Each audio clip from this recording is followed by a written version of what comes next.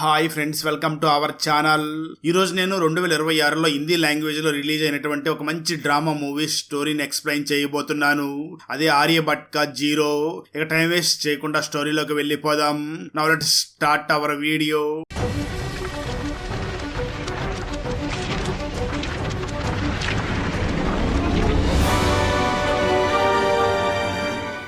Open చేస్తే movie starting scene లోనే బంగుని CBI వాళ్ళు తరుముతూ ఉండగా బంగు వాళ్ళ నుంచి తప్పించుకుని పారిపోయే ప్రయత్నం చేస్తూ ఉంటాడు. అయినప్పటికీ సిబిఐ వాళ్ళు వెళ్లి తనను పట్టుకుంటారు. ఇక్కడే మనకు అసలు సిబిఐ వాళ్ళు ఎందుకు బంగును తరుముతున్నారు అన్న విషయాన్ని చూపించడం జరుగుతుంది. స్టోరీ 1 year గతానికి వెళ్తుంది. ఆర్యభట్ట అనే మిడిల్ ఏజ్ లో ఉన్నటువంటి ఒక వ్యక్తి తన వైఫ్ ని తీసుకుని ఒక పెళ్లికి వెళ్లడం కోసం తన స్కూటర్ ని స్టార్ట్ చేస్తూ ఉంటాడు. కానీ స్కూటర్ మాత్రం స్టార్ట్ అవ్వకుండా ఉంటుంది. దాంతో తన వైఫ్ వెంటనే ఆర్యభట్టని చూసి ఒకసారి పెట్రోల్ చెక్ చేయండి అని అంటుంది. ఆర్యభట్ట వెంటనే పెట్రోల్ ని చెక్ చేయగా బండిలో పెట్రోల్ అయిపోయి ఉంటుంది. నిజానికి ఇదంతా కూడా ఆర్యభట్ట కొడుకైనటువంటి బంగుని అందులో పెట్రోల్ లేకుండా అవజేసి ఉంటాడు. దాంతో ఆర్యభట్ట చాలా ఇబ్బంది పడుతూ ఉన్న సమయంలో వాళ్ళ దగ్గరికి చున్ను అనే ఒక వ్యక్తి వచ్చి, మీకు నడపడం వస్తే మీరు నా బుల్లెట్ వేసుకుని వెళ్ళొచ్చు అంటూ ఉంటాడు. ఎందుకు చున్ను ఆర్యభట్టకి ఈ విధంగా సహాయం చేయడం కోసం ముందుకు వస్తాడు అంటే, చున్ను చిన్నప్పటి నుంచి కూడా ఆర్యభట్ట కూతుర్ని ప్రేమిస్తూ ఉండి ఉంటాడు. కానీ ఈ విషయం ఎప్పుడూ కూడా బయట చెప్పకుండా తనలో తాను దాచుకుంటూ ఆర్యభట్ట ఇంటి చుట్టూ తిరుగుతూ ఉంటాడు. అయితే ఆర్యభట్ట మాత్రం చున్నుని చూసి అవసరం లేదు, నేనే వెళతాను అని అంటూ ఉంటాడు. ఆ తర్వాత ఆర్యభట్ట శ్రీవస్తో వెంటనే తన వైఫ్ ని తీసుకుని అక్కడి నుంచి తనే స్వయంగా వెళ్లిపోతాడు. అందరూ తనని ఆర్యభట్ట జీరో కనిపెట్టాడు, ఇతను మాత్రం జీరోని కన్నాడు అని చెప్పి అందరూ కూడా తనని హేళన చేస్తూ ఉంటారు. మరోపక్క మనకు బంగును చూపించడం జరుగుతుంది. బంగు చున్నుతో కలిసి సిగరెట్ తాగుతూ ఉన్న సమయంలో తనకి రింకు నుంచి ఫోన్ వస్తూ ఉంటుంది. కానీ బంగు మాత్రం ఫోన్ లిఫ్ట్ చేయకుండా రింకుని అవాయిడ్ చేస్తూ ఉంటాడు. కట్ చేస్తే ఆ రోజు రాత్రి సమయంలో బంగు, చున్ను మరియు రింకు ముగ్గురు కలిసి మందు తాగుతూ అక్కడ దేని గురించో మాట్లాడుకుంటూ ఉంటారు. సరిగ్గా అదే సమయంలో బంగుని కలవడం కోసం పెళ్లి కూతురు గెటప్ లో ఉన్నటువంటి ఒక అమ్మాయి అక్కడికి వస్తుంది. అలా అమ్మాయి అక్కడికి రావడంతో చున్ను మరియు రింకు ఇద్దరు కూడా అక్కడి నుంచి పక్కకి వెళ్లిపోతారు. ఆ అమ్మాయి మరి ఎవరో కాదు, బంగు గర్ల్ ఫ్రెండ్ అయి ఉంటుంది. అయితే ఆ అమ్మాయి ప్రజెంట్ వేరే వ్యక్తిని పెళ్లి చేసుకోవడానికి సిద్ధపడి వెంటనే బంగు దగ్గరికి వచ్చి మాట్లాడుతూ, నువ్వు నా పెళ్లికి ఇలా గెడ్డం పెంచుకొని కాదు, చాలా నీట్ గా రెడీ అయ్యిరా, ఎందుకంటే నేను ఎవరినో మోసం చేసి మరొకరిని పెళ్లి చేసుకుంటున్నాను అన్న ఫీలింగ్ నాకు రాకూడదు అని అంటూ ఉంటుంది. నిజానికి ఈ అమ్మాయి పేరుని మన బంగు రింకు అనే పేరుతో సేవ్ చేసుకుని ఉండి ఉంటాడు. మనం కూడా ఈ అమ్మాయిని రింకు అనే పేరుతోనే పిలుచుకుందాం. అలా బంగు గర్ల్ ఫ్రెండ్ బంగు దగ్గరికి వచ్చి మాట్లాడుతూ, నువ్వు ఖచ్చితంగా నా పెళ్లికి రావాలి అని అంటూ ఉంటుంది.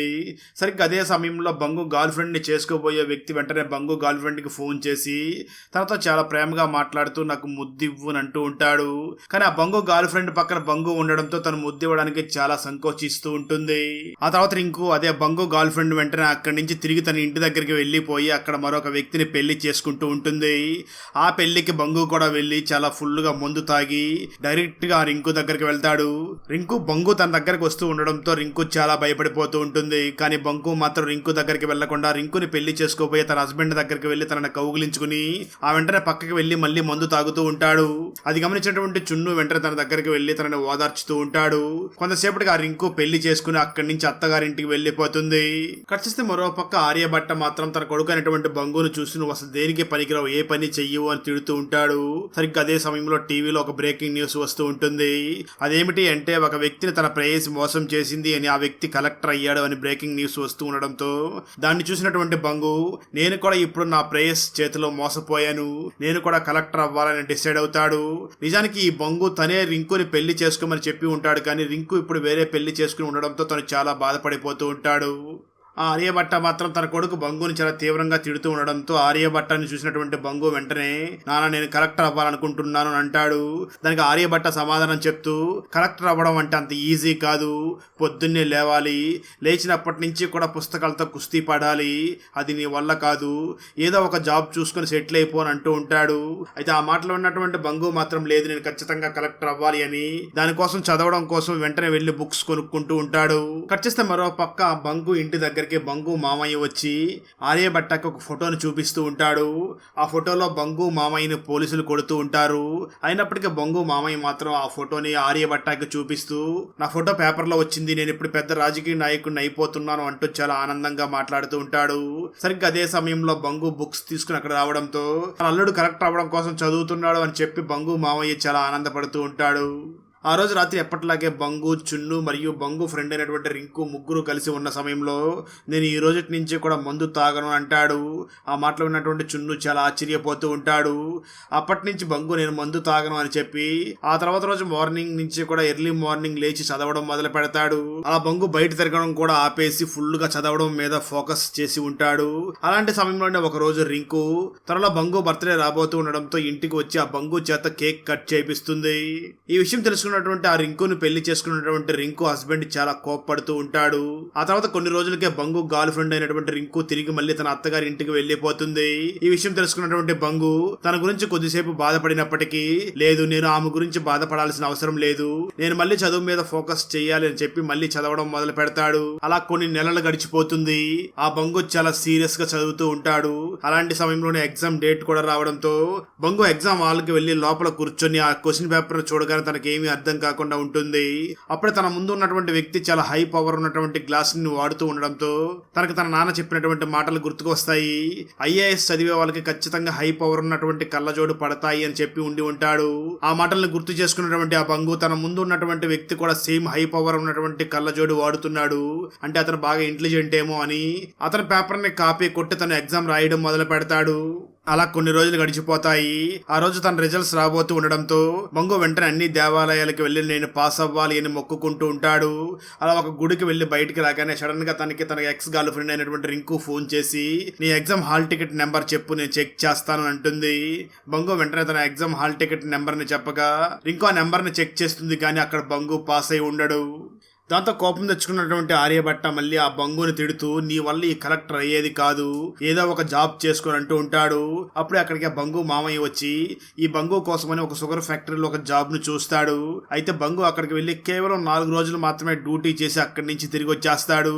దానికి ఆర్యభట్ట మళ్ళీ ఆ బంగును చూసి తిడుతూ నేను ఒక అడ్రస్ ఇస్తాను, ఆ వ్యక్తి దగ్గరికి వెళ్లి కలువు అని చెప్పడంతో బంగు వెంటనే తన ఫాదర్ అయినటువంటి ఆర్యభట్ట ఇచ్చినటువంటి నెంబర్ తీసుకుని వెళ్లి అక్కడ ఉన్నటువంటి ఒక వ్యక్తిని కలుస్తాడు. ఆ వ్యక్తి వెంటనే బంగును చూసి నీకు పర్సెంటేజ్ ఎంత వచ్చిందని అడుగుతాడు. దానికి బంగు సమాధానం చెప్తూ నాకు 10th లో 48% వచ్చింది, ఇంటర్మీడియట్ లో 41% వచ్చింది, గ్రాడ్యుయేషన్ లో మాత్రం 36% వచ్చింది అని చెప్తూ ఉంటాడు. దానికి ఆ వ్యక్తి వెంటనే బంగును చూసి నవ్వుతూ ఏం ప్రాబ్లం లేదు, మార్కులు తక్కువ వచ్చినంత మాత్రాన మాకు ఎటువంటి ఇబ్బంది లేదు, క్లయింట్స్ తో మాట్లాడగలిగితే చాలు, నువ్వు క్లయింట్స్ ని ఒప్పించి పాలసీలు తీసుకురావాలి అని చెప్పి తనను జాబ్ లో పెట్టుకుంటాడు. ఆ తర్వాత రోజు నుంచి కూడా ఆ వ్యక్తి బంకుని తనతో పాటు తీసుకుని వెళుతూ పాలసీలు ఎలా తీసుకోవాలో తనకి బాగా ట్రైనింగ్ ఇస్తూ ఉంటాడు. ఆ తర్వాత బంకు వెంటనే స్వయంగా తన చుట్టాలు మరియు తన ఫ్రెండ్స్ అందరి చేత కూడా ఇన్వెస్ట్ చేయిస్తాడు. అలా బంకు మొదట్లో చుట్టాలు మరియు ఫ్రెండ్స్ అందరి చేత కూడా పాలసీలు తీయిస్తాడు, కానీ ఆ తర్వాత తను బయటికి వెళ్లాల్సిన పరిస్థితి ఏర్పడుతుంది. దాంతో తను వెంటనే పాలసీలు తీసుకోమని చెప్పి చాలా మంది దగ్గరికి వెళ్తూ ఉంటాడు. అయినప్పటికీ ప్రతి చోట తనని రిజెక్ట్ చేస్తూ ఉండడంతో తను చాలా బాధపడుతూ ఉంటాడు. అదేవిధంగా చాలా మంది తనని ఫ్రాడ్ అని తిట్టడం కూడా మొదలు పెడతారు. మరోపక్క తన బాస్ బంకుకి రెగ్యులర్ గా ఫోన్ చేస్తూ ఏమన్నా పాలసీలు తీసుకున్నావా అని అడుగుతూ ఉంటాడు. దాంతో ఆ బంకు మాత్రం తన బాస్ ఎప్పుడు ఫోన్ చేసినా సరే భయపడిపోతూ ఇప్పుడు నేను క్లయింట్ దగ్గరే ఉన్నాను అంటూ అబద్ధం చెప్తూ ఉంటాడు. బంగు వెంటనే ఇంటికి వచ్చి తన పేరెంట్స్ ని చూసి ఎవరో కూడా పాలసీలు తీసుకోవడం లేదు, నాకు చాలా టెన్షన్ గా ఉంది అని బాధపడుతూ ఉంటాడు. ఆ తర్వాత రోజు బంగు ఒక క్లయింట్ దగ్గరికి వెళ్లి పాలసీని ఎక్స్ప్లెయిన్ చేసి అక్కడి నుంచి బయటికి రాగా బయట పార్క్ చేస్తున్నటువంటి తన బండిని పోలీసులు తీసుకుని వెళ్లిపోయి ఉంటారు. దాంతో ఆ బంగు చాలా బాధపడుతూ ఉన్న సమయంలో సరిగ్గా అదే సమయంలో తన బాస్ మళ్ళీ బంగుకు ఫోన్ చేసి నువ్వు ఆ 2 పాలసీలు కూడా ఈ రోజు తీసుకురావాలి, లేదంటే నిన్ను జాబ్ లో నుంచి తీసేస్తాను వార్నింగ్ ఇస్తూ ఉంటాడు. దాంతో కోపం తెచ్చుకున్నటువంటి బంగు చాలా సీరియస్ గా వాళ్ళ బాస్ ని తిడుతూ నేనే జాబ్ చేయడం మానేస్తున్నాను అని చెప్పి అక్కడి నుంచి ఇంటికి వెళ్ళగా అప్పటికే ఈ విషయం తన ఫాదర్ కి తెలిసిపోయి ఉంటుంది. దాంతో ఆర్యభట్ట వెంట తన కొడుకుని చాలా తీవ్రంగా కొడుతూ ఉంటాడు. ఇక్కడ బంకు కూడా చాలా కోపంగా ఆర్యభట్ట మీద కోపపడడంతో ఆర్యభట్ట చాలా కోపంగా బంకుని ఇంట్లో నుంచి బయటికి పంపించేస్తాడు. దాంతో ఈ బంకు చాలా బాధపడుతూ టెరాస్ మీదకి వెళ్లి కూర్చుని అక్కడే బాధపడుతూ అక్కడే పడుకుని ఉంటాడు. తర్వాత రోజు మార్నింగ్ చున్ను అక్కడికి వచ్చి జరిగిన విషయం బంకు ద్వారా తెలుసుకుని వెంటనే బంకుని చూసి నువ్వు వెంటనే వెళ్లి మీ ఫాదర్ కి సారీ చెప్పు అని చెప్పడంతో ఆ బంకు వెంటనే ఇంటి దగ్గరికి వెళ్లి ఆర్యభట్టని చూసి తనను క్షమించమని అడుగుతాడు. అలా కొన్ని రోజులు గడిచిపోతాయి. అలాంటి సమయంలో రింకు మళ్ళీ బంగు దగ్గరికి వచ్చి మాట్లాడుతూ జరిగిన విషయం తెలుసుకుని అయితే నువ్వు ఒక పని చెయ్యి, నువ్వు ఢిల్లీకి వెళ్ళి అక్కడ ఐఏఎస్ కోసం ప్రిపేర్ అవ్వు అని చెప్పడంతో బంగు వెంటనే ఐఏఎస్ కి ప్రిపేర్ అవ్వడం కోసం ఢిల్లీకి బయలుదేరి వెళ్తాడు. అలా బంకు వెంటనే తన ఫ్రెండ్ తో పాటు ఢిల్లీకి వెళ్లి అక్కడ ఒక రూమ్ తీసుకుని అక్కడ ఉండగా ఆ ఇంటి ఓనర్ కి ఒక కూతురు ఉంటుంది. ఆ అమ్మాయిని చూడగానే బంకు ఆ అమ్మాయిని ఇష్టపడడం మొదలు పెడతాడు. ఆ అమ్మాయి ఒకరోజు బంకు దగ్గరికి టీ తీసుకుని వచ్చి నీకేం కావాలన్నా నన్ను అడగవచ్చు అని చెప్పి తన ఫోన్ నెంబర్ ని కూడా ఇచ్చి వెళ్తుంది. దాంతో అప్పటి నుంచి కూడా బంకు మరియు ఆ అమ్మాయి ఇద్దరు కూడా చాలా క్లోజ్ గా మూవ్ అవుతూ డేట్స్ కి వెళ్తూ చాలా టైం ని ఎంజాయ్ చేస్తూ ఉంటారు. అలాంటి సమయంలో ఒక రోజు రింకు ఆ బంకు ఎలా ఉన్నాడో చూడడం కోసం ఢిల్లీ దగ్గరికి రాగా రింకును చూసినటువంటి బంకు ఇంటి ఓనర్ కూతురు చాలా కోపపడుతూ ఉంటుంది. రింకు కూడా అది గమనించి బంకుకి మరియు ఇంటి ఓనర్ కూతురికి మధ్య ఏదో జరుగుతుంది అని వెంటనే బంకును కూర్చోబెట్టి నువ్వు ఇక్కడికి వచ్చింది చదువుకోవడానికి, ఇలా అమ్మాయిలతో తిరగడం కోసం కాదు అని చెప్తూ ఉంటుంది. దానికి ఆ బంకు అలాంటిది ఏమీ లేదు అని చెప్తూ ఉన్న సమయంలో సడన్ గా ఆ ఇంటి ఓనర్ కూతురు బంకుకి మెసేజ్ చేస్తూ ఉంటుంది. దాన్ని చూసినటువంటి రింకు నువ్వు ఇక్కడ ఉంటే చెడిపోతావు అని చెప్పి తనని వెంటనే వేరే రూమ్ కి షిఫ్ట్ చేస్తుంది. అలా రూమ్ మారిపోయిన తర్వాత నుంచి కూడా బంకు మళ్ళీ చదువు మీద కాన్సన్ట్రేషన్ చేసి చదవడం మొదలు పెడతాడు. ఆ తర్వాత బంకు ఒక రోజు కోచింగ్ సెంటర్ లో కూర్చుని ఉన్న సమయంలో మళ్ళీ తనను చూడడం కోసం రింకు అక్కడికి వస్తుంది. అయితే ఈసారి రింకుతో పాటు సిబిఐ వాళ్ళు కూడా అక్కడికి వచ్చి ఉండడంతో బంకు వెంటనే అక్కడి నుంచి వాళ్ళకి దొరకకుండా తప్పించుకుని పారిపోయే ప్రయత్నం చేస్తూ ఉంటాడు. మనకి ఈ సీన్ నే మూవీ స్టార్టింగ్ లో కూడా చూపించడం జరుగుతుంది. ఇక్కడే మనకు అసలు ఏం జరిగిందో చూపిస్తారు. నిజానికి రింకు హస్బెండ్ అవినీతి పరుడై ఉండడంతో సిబిఐ వాళ్ళు వెంటనే రింకు వాళ్ళ ఇంటి దగ్గరికి వచ్చి ఆ ఇల్లు మొత్తం కూడా చెక్ చేస్తూ రీసెంట్ గా రింకు ఆ బంగును కలవడానికి వచ్చి ఉంటుంది కదా, అందుకే వీళ్ళిద్దరి మధ్య ఏదైనా సంబంధం ఉందేమో, ఏమైనా ఇంపార్టెంట్ ఫైల్స్ తన దగ్గర ఉన్నాయేమో అని తెలుసుకోవడం కోసం ఆ బంగును అరెస్ట్ చేస్తారు. కొన్ని రోజుల తర్వాత బంకుకి బెయిల్ దొరుకుతుంది. దాంతో బంగు వెంటనే ఐఏఎస్ కోచింగ్ కి వెళ్లకుండా తిరిగి మళ్ళీ ఇంటికి వచ్చేస్తాడు. అదే సమయంలో చిన్ను ఆర్యభట్ట దగ్గరికి వెళ్లి మీ అమ్మాయిని నేను పెళ్లి చేసుకుంటాను అని చెప్పడంతో దానికి ఆర్యభట్ట కూడా ఒప్పుకొని చున్నీకి మరియు తన కూతురికి ఇద్దరికి కూడా పెళ్లి చేస్తాడు. మరోపక్క ఆ బంగు మాత్రం ఎటువంటి పని చేయకుండా తిరుగుతూ ఉండడంతో తిరిగి మళ్ళీ ఆ బంగు ఇంతకు ముందు ఏదో ఇన్సూరెన్స్ పాలసీలు చేయించాడు కదా, ఆ బాస్ దగ్గరికి బయలుదేరి వెళ్లి నాకేదైనా జాబ్ ఉంటే ఇవ్వండి అని అడుగుతూ ఉంటాడు. ఆ బాస్ వెంటనే బంగును చూసి చాలా వెటకారంగా నవ్వుతూ తనని అక్కడి నుంచి పంపించేస్తాడు.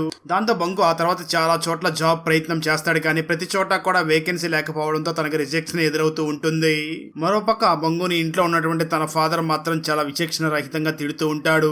అలాంటి సమయంలోనే ఒక రోజు ఆ ఆర్యభట్ట ఆరోగ్యం పాడవడంతో బంగు దగ్గరుండి తన ఫాదర్ ని చాలా జాగ్రత్తగా చూసుకుంటూ తను చిన్నప్పుడు తన ఫాదర్ తో ఏ విధంగా గడిపాడో ఆ విషయాలన్నింటినీ కూడా గుర్తు చేసుకుంటూ ఫాదర్ ని మాత్రం చాలా జాగ్రత్తగా చూసుకుంటూ ఉంటాడు.